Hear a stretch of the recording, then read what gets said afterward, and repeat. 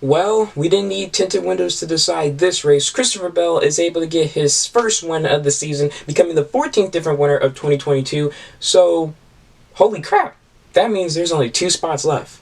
We have a lot to talk about after New Hampshire.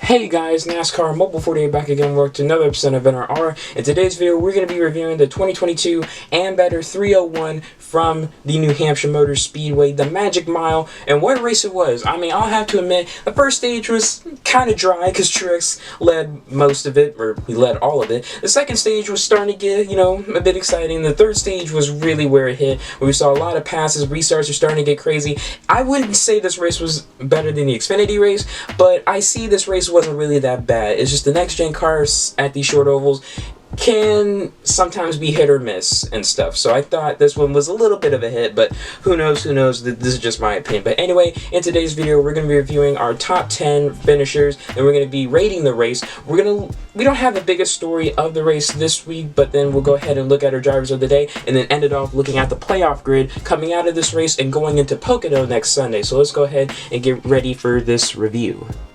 Finishing in first was Christopher Bell. What a race it was for Christopher Bell. I mean, to be honest, he didn't really start off so hot. Stage 1, Stage 2, he was just there, but he wasn't really running all that great, even though he started 5th in this race. But Stage 3, that's where he started to shine. Him and Chase Elliott were really going at it with Kurt Busch, Joey Logano. Well, mostly Chase Elliott was making contact and stuff, but Bell was starting to come into the picture, passed Logano easily, got by Kurt Busch, and it was him versus Chase Elliott. So they took the 4-tire strategy rather than the 2-tire strategy between Truex and Kevin Harvick, and Christopher Bell was able to get out in front of Chase Elliott and just pull away. So didn't need tinted windows, so this time Bell actually gets this win. He'll win at New Hampshire. This is the 4th time he's won at New Hampshire overall, 3 times in Xfinity, 1st time in Cup, 2nd career win and stuff. 14th different winner, meaning there are 2 spots left in the playoffs. So redemption at Loudon at its finest for C. Bell. So really good for him. Now that puts Blaney and Truex as the last 2 drivers currently in on points.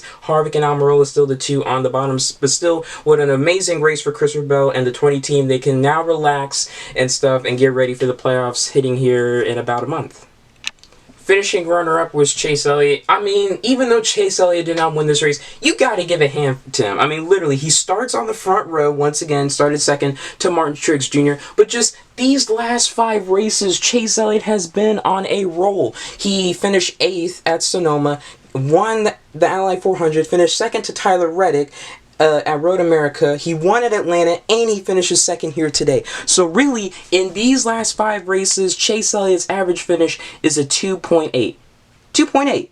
I mean, literally, you cannot beat a 2.8. That just shows how consistent the 9 team has been so far in the early going of summer. But in just these last 4 races, average finish of 1.5. But still, now talking about the race, Chase Elliott had a pretty decent day. I mean, during Stage 2, he was on the move and stuff. He looked like the best Chevy out there today. Larson was starting to lag down a little bit. Same thing with a Ross Chastain. And then Elliott, he was running down the leaders. He made contact with Logano and Kurt Busch. He was really aggressive. So I don't know if those 2 were happy with the contact he made with them. And then later Bella came into the picture and took the win away from Chase Elliott. So that's that's the second place finish for Chase Elliott in the last 3 races. So still Chase Elliott's on a roll, but hey, it is what it is. If you're Chase Elliott, you're still happy with the average finish you have right now and how dominant you are so far in the summer. So we'll see how Elliott does at Pocono, because Pocono is not really one of his best tracks, but we'll see how he'll perform there. Finishing 3rd was Bubba Wallace. Finally, when Bubba Wallace and his pit crew are seeing eye to eye, where they're actually working together, where Bubba Wallace isn't distracted by his pit crew, he's not mad, he's actually focused, and the pit crew doesn't make any mistakes.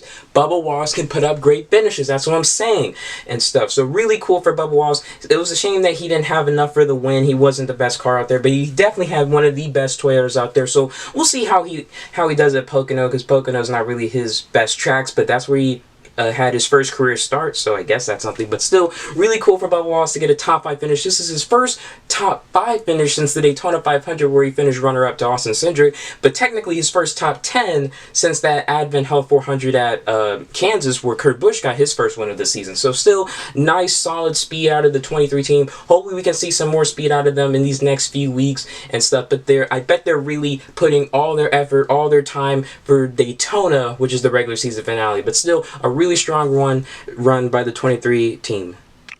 Finishing P4 was MTJ. Really, MTX Jr., you have to be happy with the top 5. Literally, this is so shocking to me. He has not had a top 5 finish since Talladega.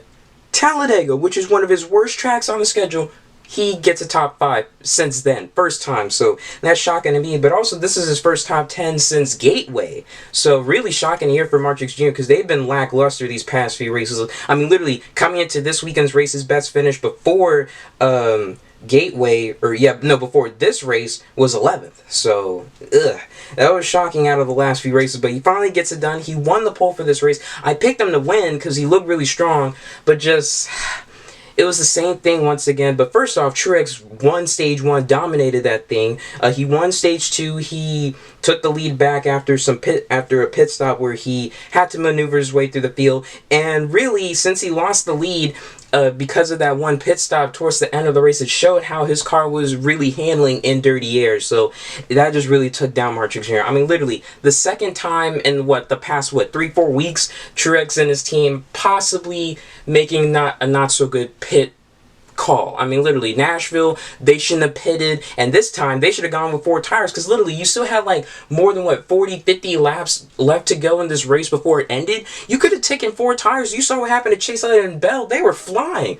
Truex and Harvick, they would have been flying too if they took 4, but they went with 2. Harvick and Truex still get a top 5, but what could have been for MTX Jr.? So really, I think for MTX Jr., what's been killing him the most these last few races, I mean specifically Nashville and today, was just pit strategy. Their pit strategy has not been on point when it's coming down to the wire. So I think that's something they definitely have to clean up. But we'll see. We're going to Pocono. Truex has won there twice, so hopefully they can make some changes. And rounding out the top 5 and 5th was Kevin Harvick. Harvick, I feel like just the same thing as I just talked about MTX Jr. is that really kind of cost him the race or potential of getting his first win of the season when he decided to go for 2 tires instead of 4. So I mean, it's really hard to say and stuff. Harvick had a really strong car. Yeah, he was definitely the best Ford all around and stuff. Definitely was one of the contenders. Almirola was running pretty well in the top 10, but he had issues and finished, 2-3 laps down. But still a nice, strong finish for Kevin Harvick, but it is not enough, and it's not really that good because Bell now has a win, and now you are still below the cut line. So really worrying for Kevin Harvick, but we'll see if they can bounce back and stuff. But under the radar, they've had some good finishes, like 10th at Nashville, 10th at Road America, 5th place here today, and also he got 4th at Sonoma just a few weeks ago as well. So Harvick has been doing really good under the radar. Just closing out the races has not been it. I mean, Sonoma, they had that pit issue, and today, just not really the right call, because really I wouldn't go for 2 tires if you saw 50-40 laps to go for 4 tires, and you saw Bell and Chase Elliott flew through the field and were able to make up time on but Kurt Busch and Logano, and took the lead from those guys. So it does suck for Kevin Harvick, but they still have some chances. They're going to Pocono. Harvick has a win there, but we'll see how he'll do. Finishing in 6th was Denny Hamlin. Hamlin was alright. In my opinion, Denny Hamlin didn't have the best Toyota all around. In my opinion, I think Hamlin probably had the 5th, maybe even worse Toyota all around today, but he still had a pretty decent race. I mean, literally their car in practice was not running well, but they were able to make adjustments. He started 14th and made his way up to 6th place. He was running in the top 10 for most of the day, so really started in the top 15 and stuff, but he's had a decent day. Had a run-in with Chastain, kind of moved Chastain up the track and stuff, so just showing him that something big's coming, and I'm expecting it from Hamlin, but we'll see. But still, another 6th place finish for Denny Hamlin, the 11 team, just on the Pocono for them. Finishing P7 was Brad K. Just what a weekend for Brad Keselowski overall. I mean, literally wanted to perform good because the Roush family group, something about them being around the Loudon, New Hampshire area. So just sort of like a sort of like a home race, if you get what I'm saying. But anyway, he had a really strong car, qualified top 10, really strong run for them. It was the first time I've seen in a while that Keselowski has outperformed Chris Buescher this season. I mean, Chris Buescher didn't have a good car, and just Keselowski actually outperformed his teammate for once this season. But still, Brad K had a nice run. But he did have a run-in with Austin Dillon. I'm not sure what happened. Austin Dillon down the backstretch got into Brad K, and then Brad K got back into him because he was not happy, freaking ruining his own car just to mess up Austin Dillon, because I don't know what was going on. Because NBC didn't NBC showed a replay. I thought it was something that happened when Kyle Busch spun for the second time. No contact was made there, so maybe something happened earlier in the race that NBC missed. But other than that, I don't know. That was clearly uncalled for Austin Dillon. I can't really defend Austin Dillon because I haven't seen any proof that Keselowski even did anything. But when Brad K made some contact with him, that was giving me OG Brad K from like 2014 and stuff, and I didn't even watch that season. I just saw everyone was just going after Brad K that year. But still, they were able to rebound and get a nice solid 7th place finish after they started 9th today. So actually, it's a win, a really big win for that 6 team.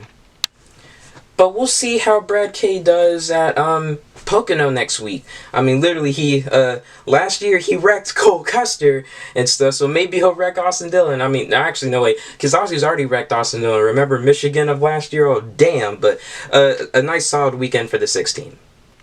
Finishing in 8th was Ross Chastain. Really a quiet day for the one team, in my opinion. I mean, they started 18th in this race, ended up getting a top 10. I don't know how, because they weren't really the best. They probably had like a top 15 car at the best, or probably even a 10th, 9th place finish. I'm not sure, but he definitely didn't have that relatively good speed and stuff. I mean, like Gateway, he wasn't really that fast. I mean, he was better at Gateway, but he wasn't really as good here today as I thought he would be. But still a nice solid finish. I mean, literally, they have been on a hot streak as well, a streak of top 10s. Literally 6 straight top 10s now for this number 1 team. They have finished in the top 10 every single race in the month of June and the month of July so far. So hopefully that streak can continue going to Pocono. But last year Pocono, it did not go well for good old Ross Chastain, but we'll see how he can improve on that and stuff. But a nice solid finish for them. I mean, literally, these last 6 races, that's an average finish of like 5.6, so they have definitely been on a hot streak. Hopefully they don't kill it, because he did have a little bit of a run-in with Keselowski today, and Keselowski showed his displeasure. So yeah,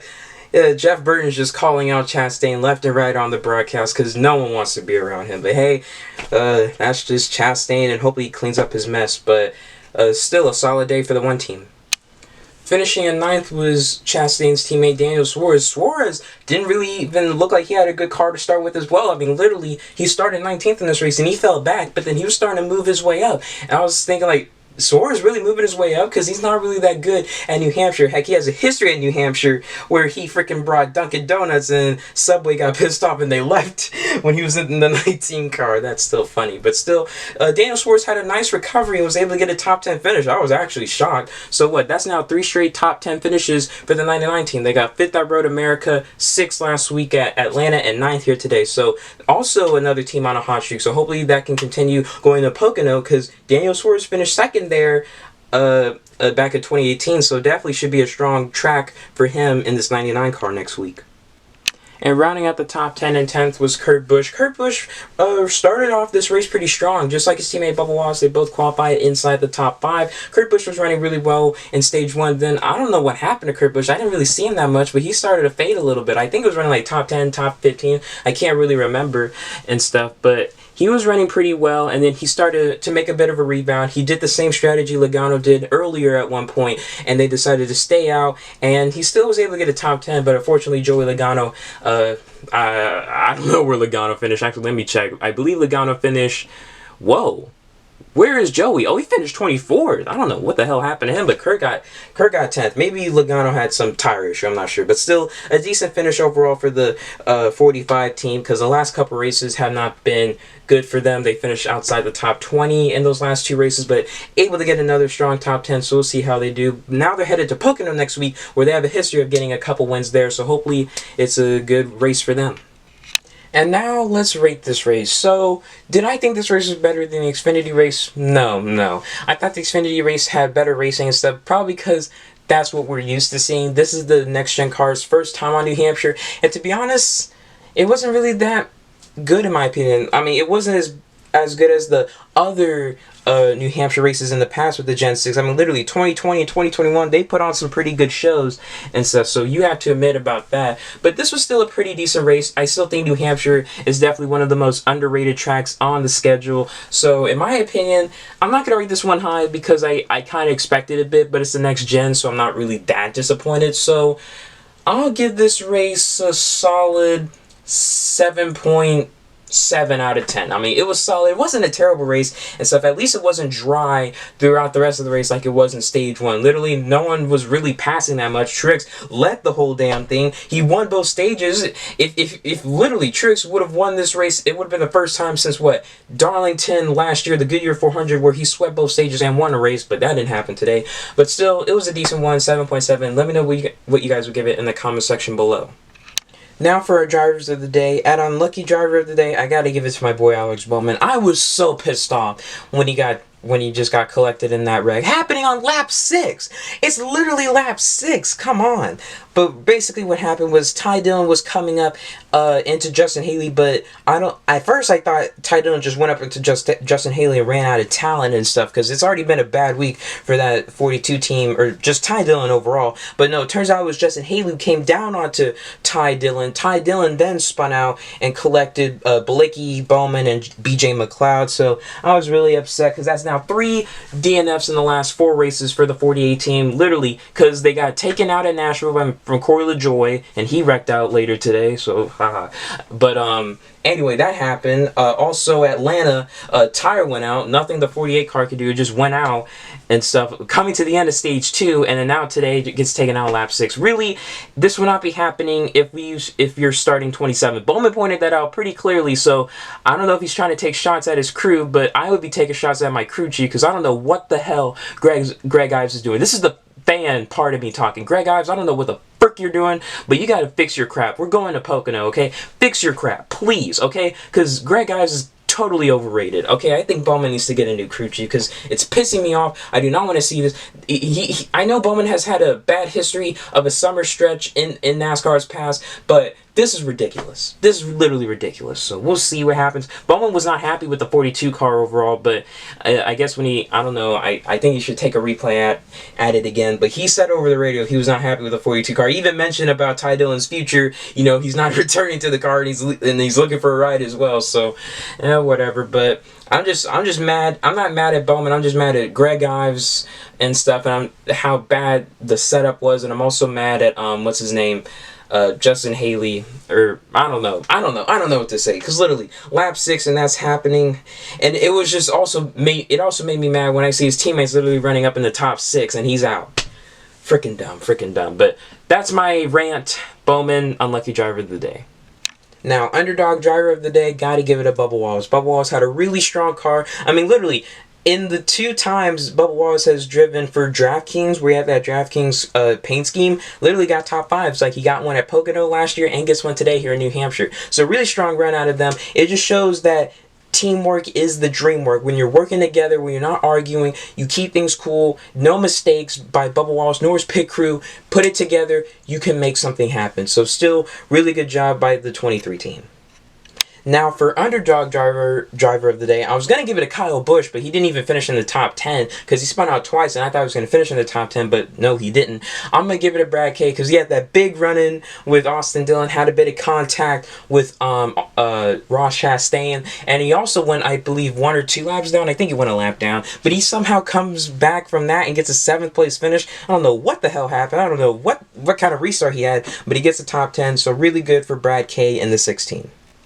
And for overall driver of the day, I gotta give it to MTJ. The reason I didn't give it to him at Nashville was because he finished outside the top 20. So why would I give him driver of the day? Didn't even finish in the top 20. But even though he won both stages, he led the most laps, he had a really strong day, still trying to get that New Hampshire trophy, because literally he has finished he has led like over 900 laps at New Hampshire and has not won. That's the most of any driver in the Cup Series so far, or Cup Series history, I believe. I think that's what they said. But he still had a really strong day, still able to get a top 5. I think that's good for Trix, because like I said, first top 5 since Talladega. That's finally some progress. So they can make things happen. They just got to figure out what pit strategy works and stuff. So still a decent day for the 19 team. Okay, so now we're going to be taking a look at the playoff standings coming out of New Hampshire and going into Pocono next week. So first off, we have Chase Elliott with his 3 wins. Then we have Chastain, Byron, Logano, and Hamlin with their 2. Then all with 1 win are Larson, Kurt Busch, Suarez, Reddick, who's going to 2311 Racing, Gigi, Chase Briscoe, Kyle Busch, Alex Bowman, and Austin Cindric. Also, Christopher Bell officially today, meaning the 2 other drivers who are currently in on points are Ryan Blaney plus 105 and then MTX Jr plus 68. And we have the cut line right here, and below it we have Harvick minus 68. Almirola minus 129, Eric Jones minus 154, and then Austin Dillon minus 198, almost 200 points below the cut line. Basically, Almirola, Jones, and Dillon, you guys have to win. That's it. The only way Harvick could still make his way by pointing his way in is like he needs to have really good finishes and Truex like needs to suck. Like he needs to DNF and stuff. That's basically what needs to happen. But Harvick is coming closer to getting these wins than these other 3 drivers, so it's still up for grabs as of right now. But I still think Blaney is safe for now, but we'll just have to wait and see. But that is the playoff grid coming out of this race going into Pocono next week. Thank you guys so much for watching. Please like, comment, share, subscribe. If you guys want to check out my Instagram or my gaming channel, NASCAR Gaming 48, links to those will be down in the description below. I should be uploading a NASCAR 21 Ignition video on my gaming channel tomorrow, so make sure you guys are subscribed down below so you do not miss that. Also, thank you guys so much for 190, 10 away from 200. I really appreciate you guys so much, so let's get that number to 200. And please view the videos, guys. The views have been pretty low on the reviews, and so guys, please tune into these. I work really hard on these and stuff. I mean, literally, I came back from a soccer game and I'm not showered yet, and I wanted to go ahead and film this and edit it so I can go ahead and take a shower and eat something. So yeah, so thank you guys so much for watching. I'll see you guys in the next one. This is NASCAR Mobile 48. Peace out.